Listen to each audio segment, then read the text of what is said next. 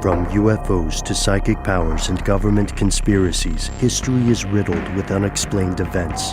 You can turn back now or learn the stuff they don't want you to know. A production of iHeartRadio.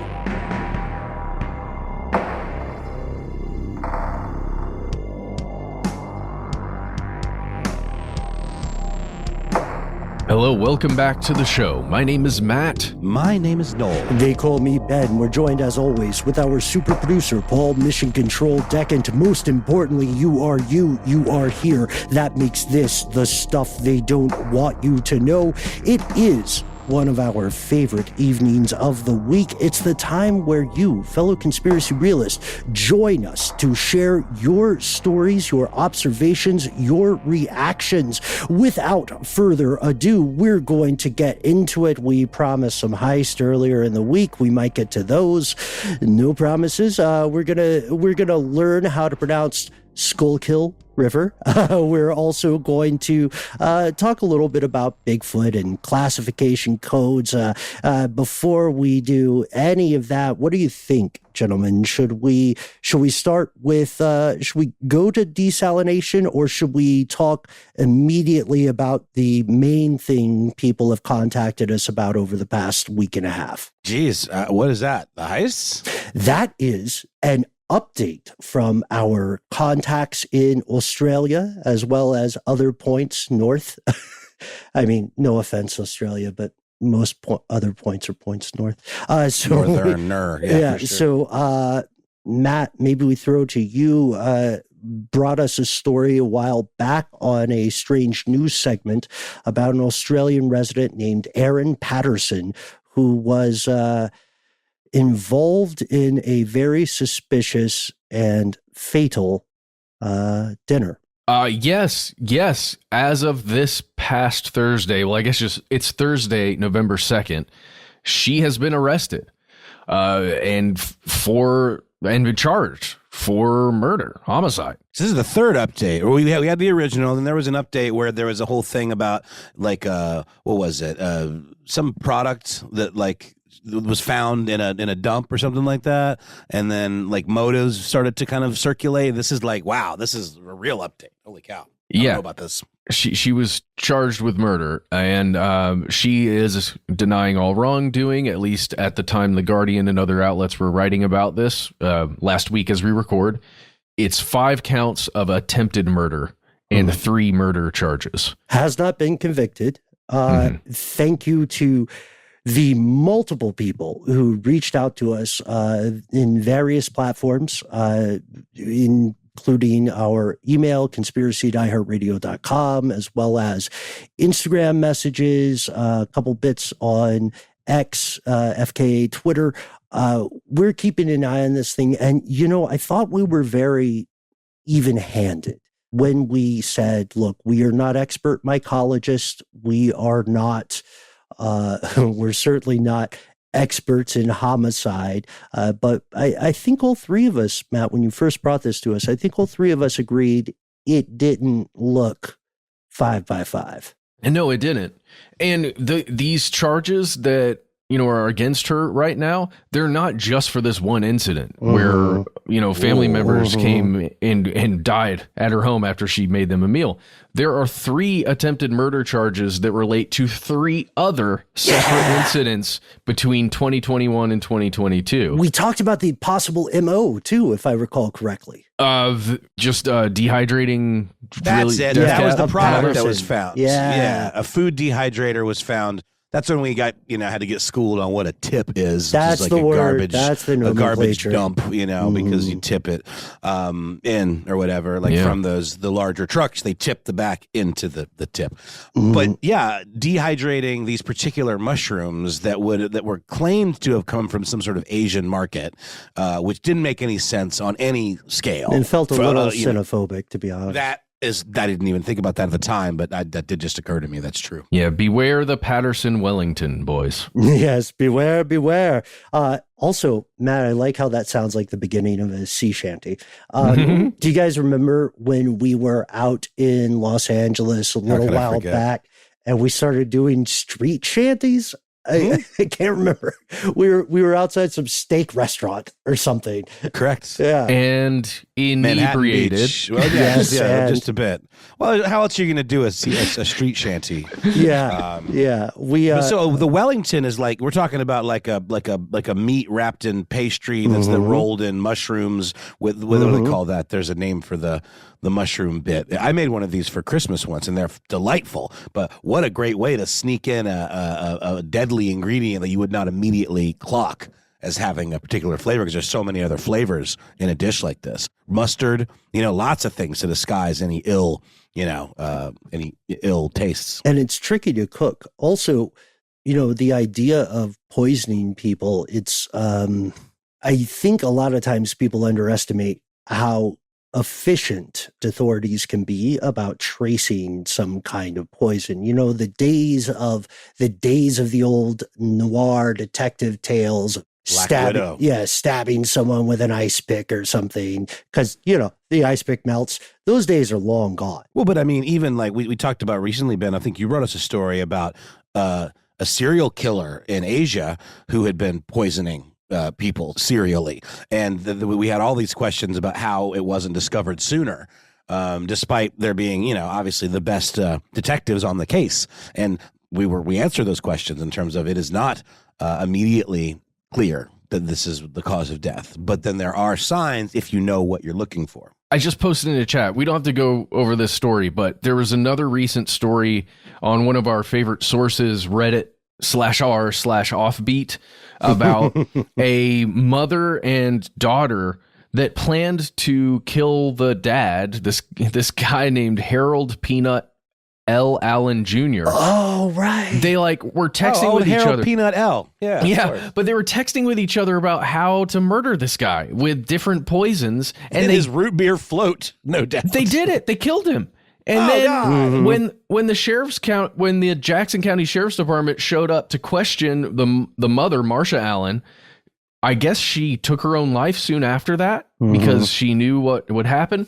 But she gave her cell phone up, so they looked through all the text messages, and it's this crazy tangled web of a story about how the daughter then thought she was owed money, didn't get that money, so she hired two guys that she knew to go I guess ransack the mom's house to try and get money. I can't wait for the movie, dude. I mean, Jesus, this is wild. This is like a Fargo season. The right Dateline, here. the Dateline will come out first if my girlfriend is correct. So the thing here is that, Matt, I'm glad you brought this up because I haven't tracked that past the headline. One, antifreeze. No, you'll get caught. Two, semi-related, tangentially related. Our old pal Beekeeper put together some, we've been talking about whether or not we're going to go to DEF CON at some point, and our old pal Beekeeper sent me a pretty tasty curated list of some DEF CON talks for us. We'll send off air, but I still think people just don't understand that your text messages, no matter how secure you feel they are easily the first thing law enforcement is going to go for. And your WhatsApp. Oh, yes. And your WhatsApp, and shout out to your TikTok. Now, but they are encrypted, though, to a degree. And Sure. we have had situations where like Apple wouldn't give up, the encryption key to a locked phone. So it does require them to have access to your device. I mean, like there is end-to-end encryption on WhatsApp and on Apple, messages. I guess the point is, if there's a homicide or a serious crime involved, it doesn't matter. Also, it does matter, FISA though, 'cause- court famously discriminating, right? Well, no, I mean, I'm sorry. I don't mean to be petulant here, but there was a whole thing where there was a serious murder and Apple refused to grant a backdoor entry to someone's phone that would have helped solve the case because it would have set some kind of precedent. So I am just interested in like how these texts surface, because you literally can't get into my phone if you don't have my number. And can they subpoena the records? But if they're end-to-end encrypted, how do they do that? Doesn't matter. Conversation for another day, perhaps. Conversation for an episode, I would posit, because the shoegaze boys are pretty up on their stuff, and they're also the source of a lot of those zero-day exploits or day one exploits that get hidden from private industry. So you'd be surprised. You know what I mean? Maybe you're right. We should do an episode on that. Before we do that, let's hang out with our fellow listeners after that update. Thank you to so many people, too many to name, who wrote to us immediately with the update on the Patterson case in Australia. We have been sharing a fascination with the role of water in the world for many years now. Matt, most recently, you were discussing the escalating situation there on the Gulf Coast in Louisiana, specifically with saltwater versus freshwater and all the implications. Which is okay now. New Orleans is good to go. They're G to G. Yeah, and they've been good to go since mid-October. I think the 18th of October they gave the all clear. Like, hey, we mitigated the situation and we've had sufficient rainfall and all that stuff. So it's just for next year now. Well, yeah, and it's just for the people who live closer to the Gulf, right? Further, I guess, south than New Orleans. And this spurred a lot of conversation with our fellow listeners, our fellow conspiracy realists. Noel, there's one that stood out to you, correct? Yeah, it's from my favorite nickname, I think, in all of stuff they don't want you to know in dumb. Hobo Bobo. Honkin' on Bobo. You guys know what that is? Honkin' on Bobo? I do not. I think it's an Aerosmith, like greatest hits, perhaps. But I think it just means playing the harmonica. Oh, honking on Bobo, but I could be wrong. Okay. Oh yeah, you honking. You know. Yeah, I get that part. Yeah. Okay. I'm not. Bobo might be a reference to a particular bluesman, of note. I'm not. It's the name of their 14th album. Yeah, it was an album, and I think they went real bluesy, woozy on that one. But Hobo Bobo was worried about you, Matt. He was concerned. He wanted to. I'm joking. He wasn't really worried about you. He just wanted to give you a little grain of hope. And I think he did that. And thank goodness that the situation that led to your rabbit hole around the rising saltwater levels in places where that shouldn't be happening. Glad that situation was more or less mitigated. But what came up a lot in having conversations around these topics was like, what's up with desalination? How do we scale that? And we talked about how it's ultimately a very expensive proposition. It requires a lot of infrastructure. I think one of the things, weren't they, Matt, in that New Orleans situation, like literally dumping fresh water into the water with like big barges and stuff? I can't remember if they were bringing that fresh water in for the populations that needed fresh water, or if they were actually using it to try and mitigate. Okay, it would maybe make more sense if they would give it directly to the people, but. I'm interested to know. I would love an update on that one, Matt, and how they mitigated it, because the last update we had, it was still sounding pretty dire. But honking on Bobo, a.k.a. Hobo Bobo. Sorry, Hobo. Had this to say. Here, Hobo Bobo here to feed into Matt's recent apparent fascination with water. And he sends us a link to an article from a publication called, what is it? Interestingengineering.com. The headline is wave-powered desalination machine filters 49,000 liters of water daily. Wow. And this is like a pretty reasonably sized craft. Ain't no barge. This is like more like a skiff, or a catamaran. What's another fun name for a vessel? Schooner. A schooner. Brigantine. There you go. I mean, admittedly, I can't quite tell the scale from the image because it's literally just surrounded by water. But from the size of the waves and just the way it's framed, maybe we'll get into some specifics. But this is another one of these things that does read like a press release, because it is. It is a press release, essentially, that has been turned into an article. No shade on the writer, Amaya Palea. Which is a great name, by the way, Amaya Palea, if I'm pronouncing that right. This is what happens. We did one recently, Matt, that you brought about some kind of cleanup thing, or it was the zoo, the thing, the company that was like named after a particular type of zebra. Oh yeah, where they're obliterating PFAS. That's the one. Yeah, exactly. So this is similar deal to that. It's a exciting new technology coming out that this website is reporting on. Onika Technologies, a Canada-based startup, has unveiled its environment-friendly desalination technology that works by using power from the waves at sea. This environmentally friendly approach could help countries tend to the water needs of their population without worrying about its climate impact. Out of the total water available on the planet, just about 3% is fresh water that can be used. The rest is salty seawater, unusable for drinking or industrial usage. And desalination plants have helped put this water to some use. But like we said, they go on to say it's an energy-intensive process, and none of it comes from renewable resources. So that's another problem. It's like you're sort of like robbing Peter to pay Paul, kind of, I guess, where it's like sort of a zero-sum game in terms of like the balance of bad things, that you're putting into the world or taking from the world. And then goes on, according to the International Desalination Association, that's a mouthful, desalination plants have doubled in the past decade, and the sector is expected to grow at 9%. In such a scenario, an environment-friendly solution would be helpful in a world looking to move away from fossil fuels. And again, this craft is powered by waves. Apparently conventional desalination plants use thermal or membrane type of technology or type of processing. Thermal, in that situation, it requires heat, intense heat that heats the seawater and causes it to evaporate, leaving the salt content behind.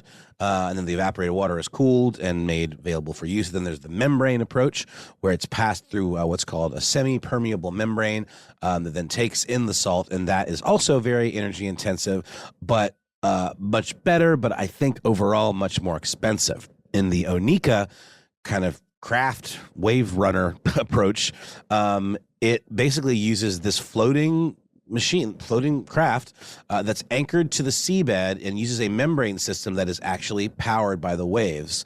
And the machine then also absorbs energy from the waves and converts it into mechanical energy, which is used to draw in the seawater. So it's like a kind of like a filtration closed system, right? So a quarter of the water is circulated inside the desalination system, and purified water is pumped using mechanical power to the shore. I think that's enough to get us the idea here. Well, it's incredible because this whole system works without electricity. Yeah, it's wireless, man. It's tethered only to the floor for, to do what it's doing, but it's not being fed any power by anything. Oh man, wave technology like this is so cool to me. Just the back and forth movement of waves that are going to be occurring, and then harnessing that to do something like push salt water through a filtration system, and then use that same force to pump it to a usable outlet, right? Where human beings can then make use of it. That's freaking amazing to me. Super cool. And Hobo Bobo had this to say: fantastic news if scalable and actually used. To be clear, I didn't read any other articles about this because, like we said, this is definitely one of these examples of like a press release that's converted into a little short blurb. But hopefully, given the climate, literally, the climate change, we're going to start hearing more about it. He says, from this one, it does seem promising. Hopefully you've already seen this. I hadn't. I don't think we had. He says, but I'm listening to old episodes of Stuff to Blow Your Mind, Red Handed, and Daniel and Jorge Explain the Universe, so I'm not current on stuff that I want you at the moment. Those are great choices. They are great shows, and it sounds like he's going to catch up eventually, so he can hear me call him a mean name. Out of love, Hobo. Out of love. This is incredible, actually. It should be known that in order for this thing to function, you've got to have 3-foot waves. So, guys, imagine a 3-foot wave, right? Not huge, but the kind that you could probably body surf on pretty well. I would just say those aren't, in my experience, they're not everywhere. They're not constant, right? Yeah. What was the number, Ben? Could you help us with some cocktail math on this one? Like, it said it could do, and based on the headline, it said it could do 49,000 liters a day. So, like, what does that translate to? Like, in terms of like the population, like in functional terms? Well, 13,000 gallons, right? So then imagine a gallon of water, a single gallon of water, and then multiply it by 13,000. That's what you'd get. Well, Ben, does this seem like scalable to you? Is that enough to make a dent, or are we just kind of pissing in the wind here? The argument would be that at this point, pissing in the wind is better than not pissing at all, regardless of... or pissing in your pants. Or pissing in your pants. The average human being needs about a little more than 3 liters of water per day to survive. I think it's 3.7 liters for guys or male identifying dudes, 2.7 or so for female identifying people. And this follows up with an episode we did years ago. I had this long-standing obsession for a while.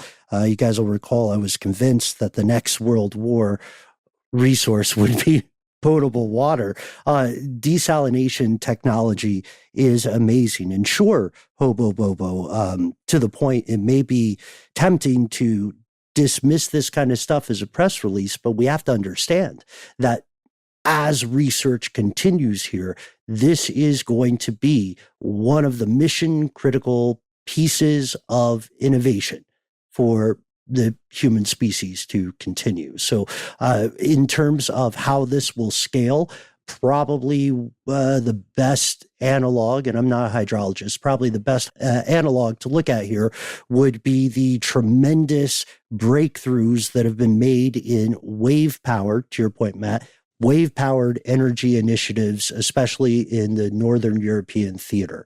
There's a lot of great mobile hydroelectric stuff happening. Also, shout out to something we may never get to. The nation of Turkey has mobile power plants that they are using as extortionate diplomacy. Unrelated, story for another day. Desalination, awesome. I hope more research continues in this field. Mm-hmm. And remember... It's modular, Noel. So I was going to mention, you could combine these, but I guess if you spread these out, in large bodies of water and have them going constantly, at the very least, you could stockpile this stuff and save it up for when the really hits the fan. There you go. It's nothing but good if it works as advertised, I would say. So in the modular aspect, well, I don't fully understand what that means. I think I kind of do. I mean, they're modular in that they're discrete units. Each one of them is independent. But it looks like they're designed to have multiple set up in an array, and then you can connect the systems together into one output. Super output. That makes sense. I see what you're saying. Because there's a couple images on the article where they look quite different from one another. Like there's one you can definitely see the scale because you can see much smaller boats next to it, and it's even smaller than those. It looks like more the size of a buoy. And then you've got this image at the top that looks like a much larger version. So maybe there's little kind of feeder units that all kind of go. It's really cool. Thank you, Hobo Bobo. We're going to take a quick break and come back with some more messages from you.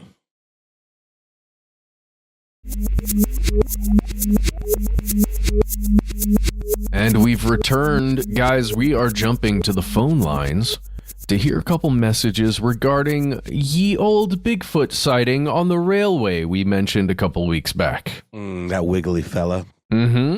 So our first message comes from old friend of ours, A-Frame. Hey guys, it's A-Frame again, and I was listening to you guys talking about the Bigfoot that was recorded on the Durango to Silverton narrow gauge railway a couple weeks ago. I saw that and I thought of you guys, but also when I saw it, I thought about how we are in the mountains up here, and we love the concept of Bigfoot. It's a constantly running thing up here, and if you drive up the Pikes Peak Highway, you'll see wooden frames of him in the trees. So if you drive at dusk, you kind of see him going around a corner. Won't even really quite process whether or not it was real. And people like to put those in their yards. It's a pretty common thing to do. So the thought of a guy in a ghillie suit walking around the train because it's funny is very likely to me. And I do think it's pretty funny, especially with how serious it was taken. You can see the way he just saunters, sees the recording, sits down, makes sure he's being watched. It's perfect. Nicely done. Beautiful prank. It's what you do. It's fun. I don't know how many people actually do believe, but the joke and wanting to is very, very popular, and especially putting the cutouts in roads where they can be seen for a flash second. That's like a really popular thing. But other than that, thanks for the show. Hope you guys have a great week. So, guys, there we go. We mentioned some of those bits. I think we were sort of banding around like some of the possible scenarios, but there is a performative quality to the movements of this character. Well, yeah, and I guess I was unaware of how, again, at least according to A-Frame, how popular a joke it is that Bigfoot is just there, or not even a joke, like just a piece of lore, like to the point where you would buy or create a cutout of Bigfoot and put it in various places on your lawn somewhere or in the trees on your property just to be like, yep, there's Bigfoot. Like the, what is it? Like the Frogman. Mm-hmm. Yeah, kind of like that. Exactly. And right after listening to that message from A-Frame, we got another message from someone I'm going to call Anonymous Asp. And you know why I'm calling you that, Asp. But it was a similar message, so I'm going to play that too, and then we can just chat quickly about this stuff. Hey guys, what's up? I'm not even going to say my name because I use this prank a lot. Just listening to your strange news about the Bigfoot in Colorado. I'm from Colorado, and I've taken that train many times. There are places to drop people off along that route, and it'll pick them up the next day or days or weeks later so they can go camping. And it is a thing in Colorado to dress as a Bigfoot or a bear to scare the shit out of tourists. It's a thing. So I don't doubt that that was somebody just trying to play a prank, because that shit happens all the time in central and rural Colorado. Just saying. Bye, guys. Thank you. Dude, that's why the local perspective is so helpful, like across the board. You know, and I mean, they even wasn't it New York Times that reported on this, that with a bit of a wink and a nod in all of the writing. It was just almost like an opportunity to write about some Bigfoot stuff. I don't think anyone was really truly conjecturing this thing was real, but when you hear it from who just called, that's super cool. I think it was just nice to hear from people who live right there, right? And exactly. I had a family member who used to live out that way in Durango and would take that line and actually. I have never actually been on it, but I have some personal experience, like secondhand personal experience, I guess, with stories on that particular line and just how remote it is, but also how people do just get off and get out in the cold and just go for a while on foot, basically, I guess, the way Anonymous Asp is discussing there.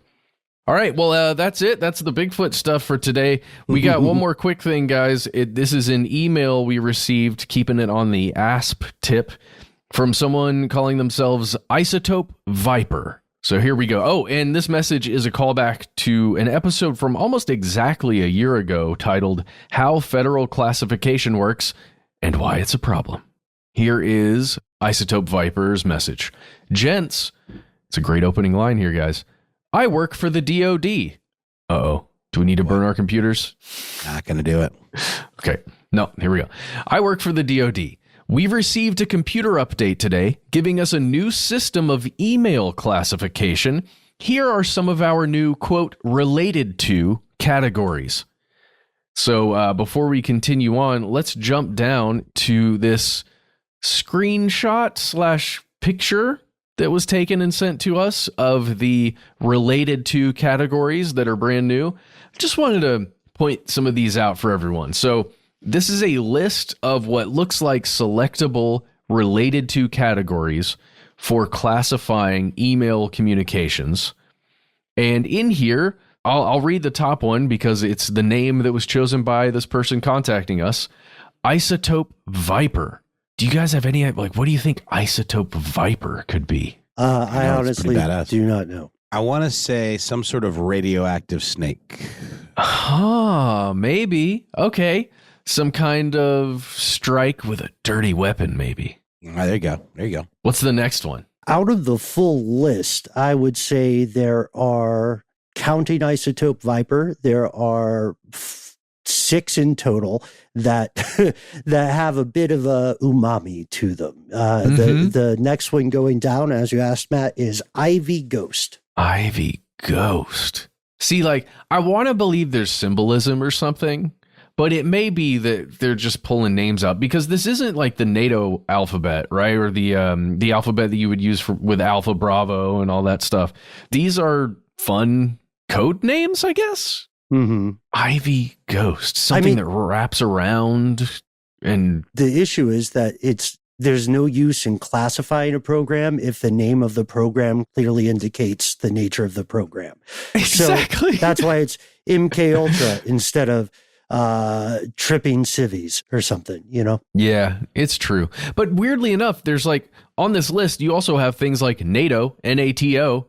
Do you think that has something to do with NATO? Probably. Maybe it's natto, the Japanese fermented beans, which are soybeans, which are terrible. They taste like diapers.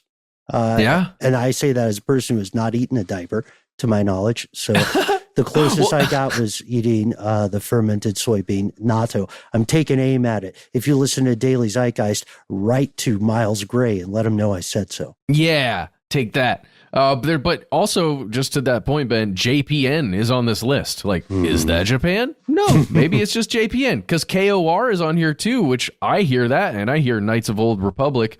I don't know about anybody else. That's what I hear. What is, how do we pronounce, is it Nibble Wolf, like Bible, or is it Nibble Wolf? I think, there's not two B's. Yeah. So it's got to be Nibble Wolf, but Nibble Wolf sounds fun. What about Nebo Wolf?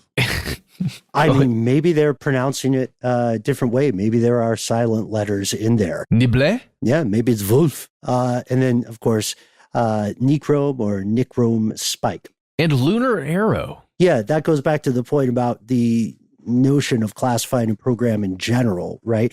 If it is about shooting the moon, maybe don't call it Lunar Arrow. It's like, here's our secret operation. What's it called? Operation Secret Operation. Yeah. Operation Knights of the Old Republic. All right. So here we go. Let's go back to the email really quickly, guys. That's that list. Isotope Viper says, I recognize several, but there's some pretty interesting stuff in there. Also, Operational Research Consultancy, or ORCON, ORCON, is something I heard about today, which you may find interesting. Care to shed any light on any of this? I suppose you can call me Isotope Viper after my favorite item on the list. Stay frosty, Isotope Viper. Ooh, stay frosty. All right. Challenge accepted, my friend. Yeah, Orcon. Learned about it by watching you, Dad. If Isotope Viper is not our parents, but Orcon, Matt, from what I can tell is, it's an interesting pickle. There's some onions to it. And I don't understand it. Can I just say, I researched this for today's episode, and I don't understand what it is outside of originator controlled classification. Yes. Which means I still don't understand it. In my head, it means where this information is originating, coming from, starting from, and then being able to follow it down the chain to wherever it leads, like whoever else gets this information, but I don't understand. Right. That's my take too. It is controlled by the people who created it, right? Which doesn't always happen. And, folks, a lot of times in any large government, you would be surprised by how much energy is spent on what we would recognize as turf wars. Who controls this, right? Is it IMCOM? Is it DOD? Who gets to make the calls on budget? That's always a funny conversation. And Isotope Viper, there are a lot of things here that I think none of us recognize. It is fun, to your point, Matt, it is fun to guess at them. In my favorite of worlds, the ones that are two words put together, Lunar Arrow, Night Mesa, Ivy Ghost, etc. In my favorite of worlds, those are all painfully awkward acronyms. You know what I mean? Like Ivy Ghost, if we freestyled on that one, that would be like internal verification yonder. What's a good word that starts with Y? Yacht. Unclear. Oh, internal vestige yacht, Garamond, whatever. You know what I mean? We'll have to work on these, and maybe we can include them in a future show. I think we should. This is really cool. It's weird to actually look at it like this. Thank you, Isotope Viper. Thank you, A-Frame and Anonymous Asp, for writing into us this week. We are going to hear a quick word from our sponsor, then we'll be right back with more messages from you.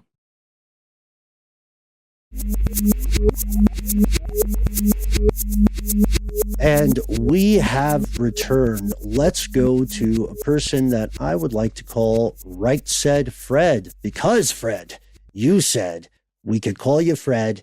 You didn't give us a cool, obscure nickname. So we're going to call you Right Said Fred or Drop Dead Fred. Matt and Noel, do you guys have a preference? Ooh, it's hard to choose. I did get taken to task by a listener on Instagram.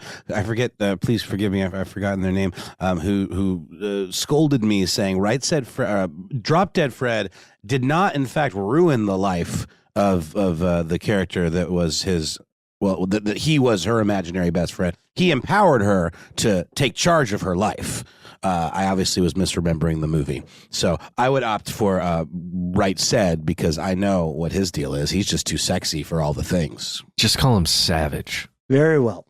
So Drop Dead Right Said Fred, a.k.a. street name Savage, says, "Hey guys, love the show. Fairly new listener at 1 year, but it has become a daily joy of mine listening to whatever things you have posted and the classics. Thank you.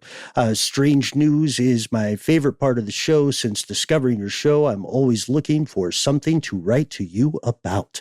Well, perhaps I did stumble into something that I have found very interesting in the classic conspiracy Freemason rhetoric. On Reddit, about 2 years ago, I noticed someone posted a weird coded note they had found inside of their sealed box of Pocky. Weird note, says our pal Fred. They bought this at a local grocery store in Schuylkill County, Pennsylvania. I read it, thought it was a curious mystery. Someone translated it, and well, that was that.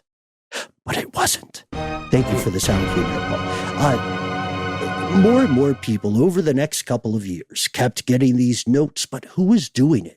Who might be behind it? It is happening often enough that recently, 2 months ago, someone started a sub on the notes. More and more people are getting them. Sub here, editorial note, refers to subreddit.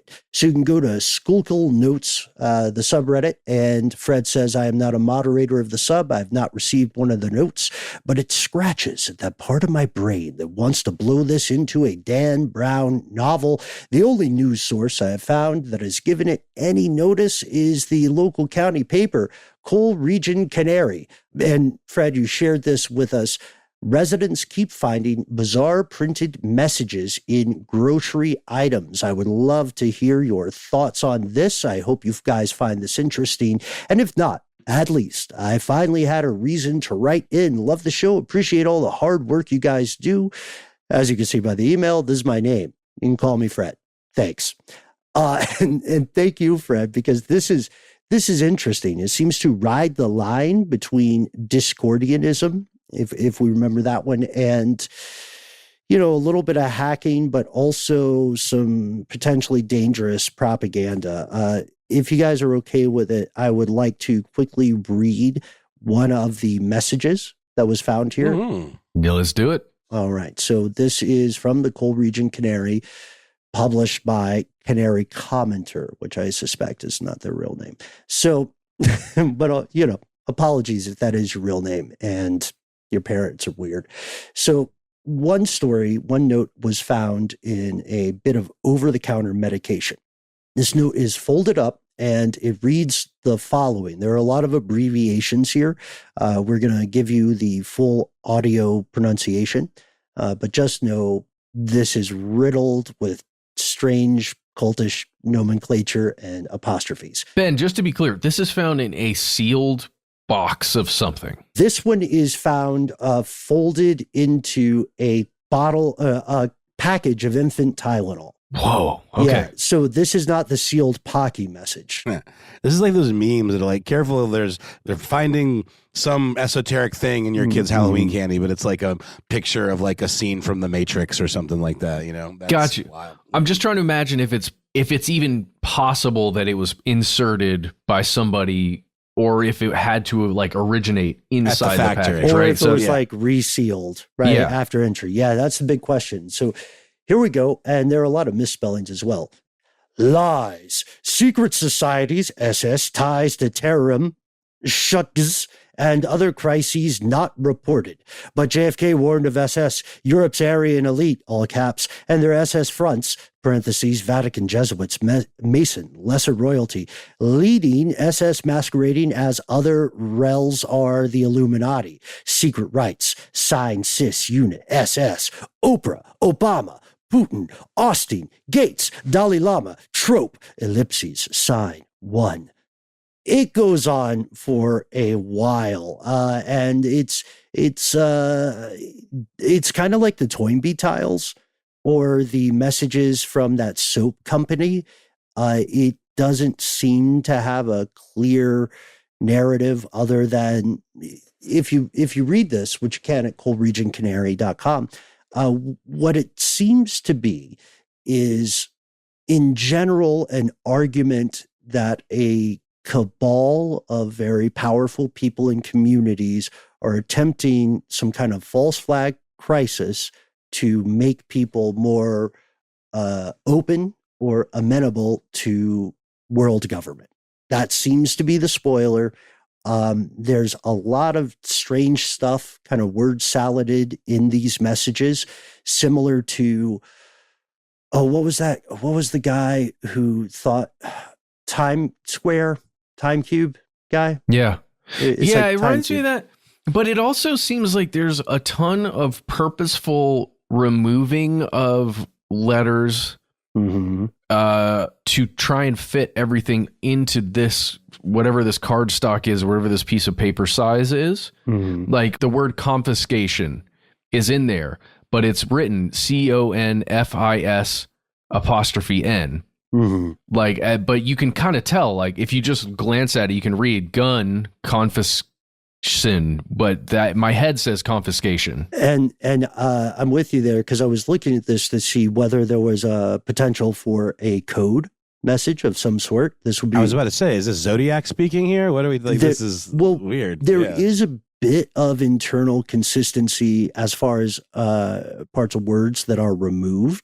So anything that ends with an ing, the in tends to be removed. There is more of a tendency for vowels to be removed rather than consonants. However, what we see is this is disturbing people in the area, and they are not encountering real world activity connected to this, by which we mean no one in the county is saying, I ran into someone who told me about these messages or was taking action based on these messages. Now, according to the author, if the author is in good faith here, the people who are taking action are, of course, the, let me go back to that hit list again. Oprah, Obama, Putin, Austin, Gates, Dalai Lama, Trump, also the United Nations and China. And then, of course, your side helping of anti-Semitic stuff. Dude, yeah, this is such a great, like, Reddit rabbit hole. Yes. I'm looking at some of the stuff you found, and there's one message just on somebody's granite table here. They took a picture of it. This one says that it all goes back. It's all tied to Saturn / Lord of the Rings. And at the very end, it says, watch They Live and Dark City. Two of our Dark favorite City movies. is on Criterion right now in a collection of like 90s kind of neo-noir movies. And I've never seen They Live, and I've been meaning to. Really Best want to fight see it. scene. Best fight scene. Sorry, John Woo. You tried. You did it. Really? Yeah. Oh, God. It's amazing. It's got an incredible fight scene. It's got Rod Piper. No, it's yeah, no, 15 minutes of utter nonsense. And, if you thought the characters in season 3 of Lost were bad at communication, watch that fight scene and They Live. If only there was cell phones. That was the epitome of not being able to communicate face to face. And this idea, like, as you noted, Fred, and as you noted, Matt, the subreddit here is amazing. This is probably one of the best uses of the platform of Reddit, because it is people with eyes and ears on the ground, sharing theories, sharing texts. My question is similar to the question we had about cicada, was it 3301? Mm-hmm. Yeah, the question is this like a culture hack? Is this a thing for the lulz? Is this someone who works in the area who is dealing with some inner demons of one sort or another? And Fred, I hate to tell you at this point, you said you wanted to hear our thoughts on this. We're going to need some time. We're going to have to dig in. We might have to take a little bit of a road trip because you're absolutely right. There's not a ton of news out here. The best sources are the ones you named, the subreddit in particular. Dude, this is cool. Have you guys read much into the Saturn theories? Like the theories about Satan and Saturn having a connection in this literal Lord of the Rings, like Saturn worship. Yeah. Satan and Saturn are an anagram of each other? Well, I mean, no, because it's not true. but there's You some. say it with enough confidence, it feels right. Yeah, like it's evil to live backwards. Shout out Loaded Butts. I would just say there's some deep rabbit holes to go down in the Saturn, the concept that a lot of people believe that some form of controllers on this planet, this realm, worship Saturn as a thing. I don't know. It might be worth our time to at least delve into it. Isn't Saturnalia a thing? Did I make that up? You did not. Saturnalia, Saturnalia it's a is a thing. festival. It's a Very a old. debauched kind of it's a lot of it does have some bacchanalian qualities to it that you might associate with like a witch's Sabbath or that kind of again, a lot of these are cliche sort of like dated references or dated images, but I think it also is connected, or it's the Roman version of what ultimately became reappropriated as Christmas. Yeah, that part of the calendar is a big time for parties historically. Yeah, really. And Matt, I think, are you talking about what is broadly called the Atlantean conspiracy?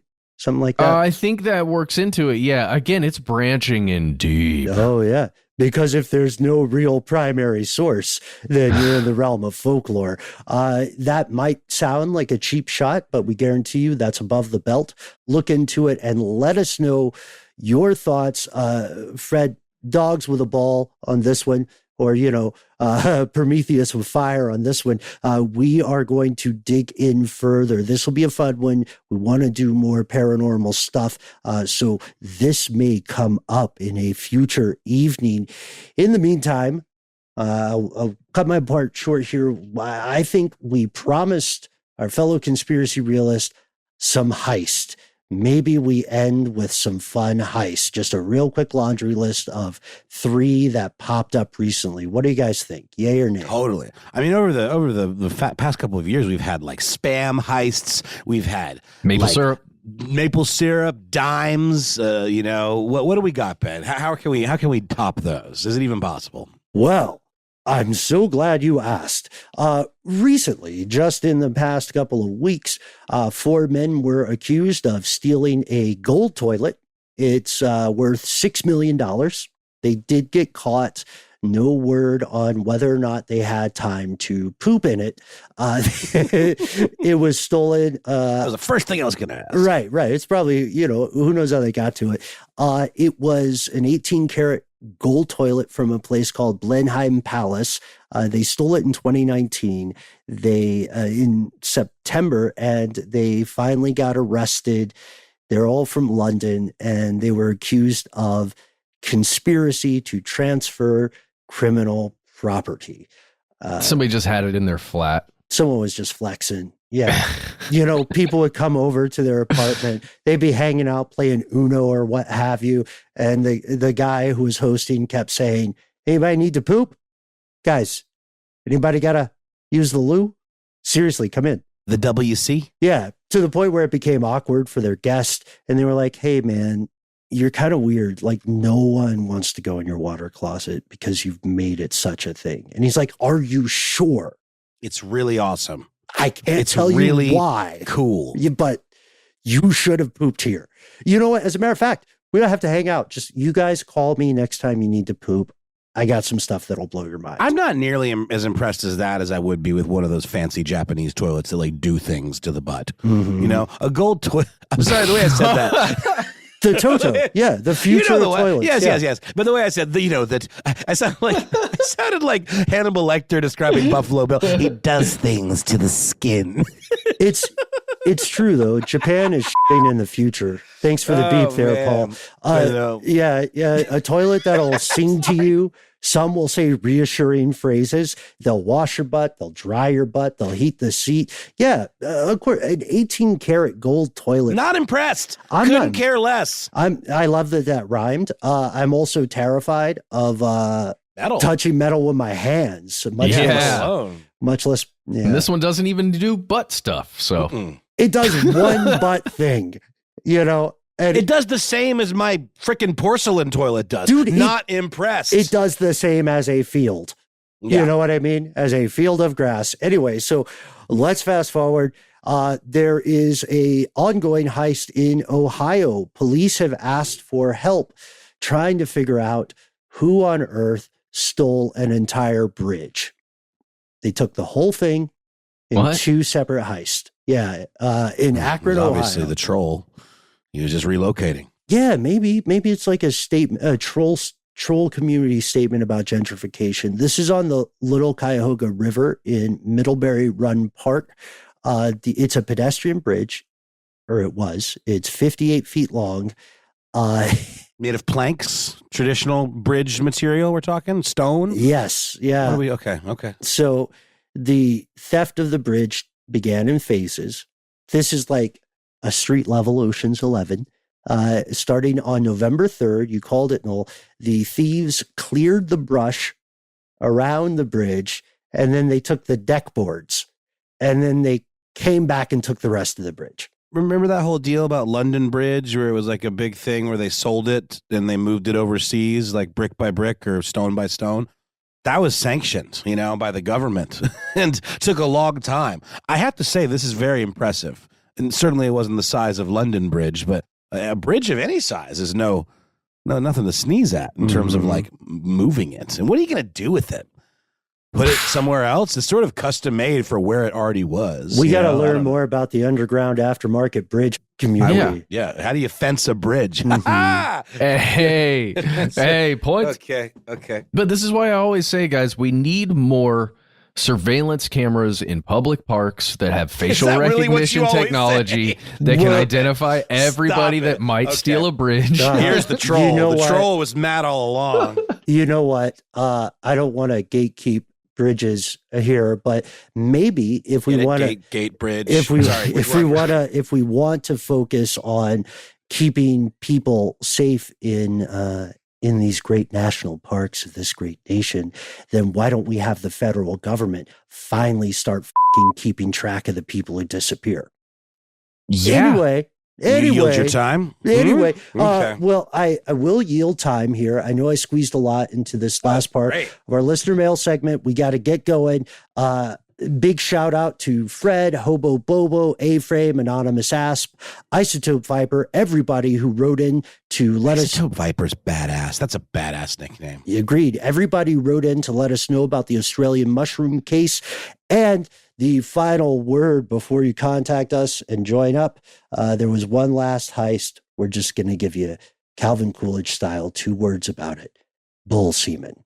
If you would like to write in and join the show, then we try to be easy to find online, and we cannot wait to hear from you. No bull semen there. Yeah, you're using it like a bull snip kind of. Okay, never mind. You can find us at the handle Conspiracy Stuff, where we exist on X, nay, Twitter, Facebook, and YouTube. And Conspiracy Stuff Show is how you will find us on Instagram and TikTok. Hey, if you want to call us, you can call us. Our number is 1-833-STDWYTK. It's a voicemail system. You've got 3 minutes. Say whatever you'd like. Just give yourself a cool nickname and let us know if we can use your message on one of these listener mail episodes.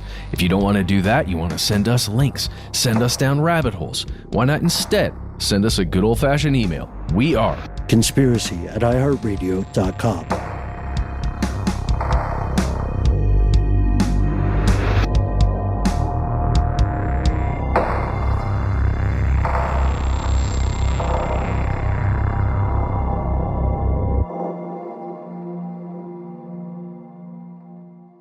Stuff They Don't Want You to Know is a production of iHeartRadio. For more podcasts from iHeartRadio, visit the iHeartRadio app, Apple Podcasts, or wherever you listen to your favorite shows.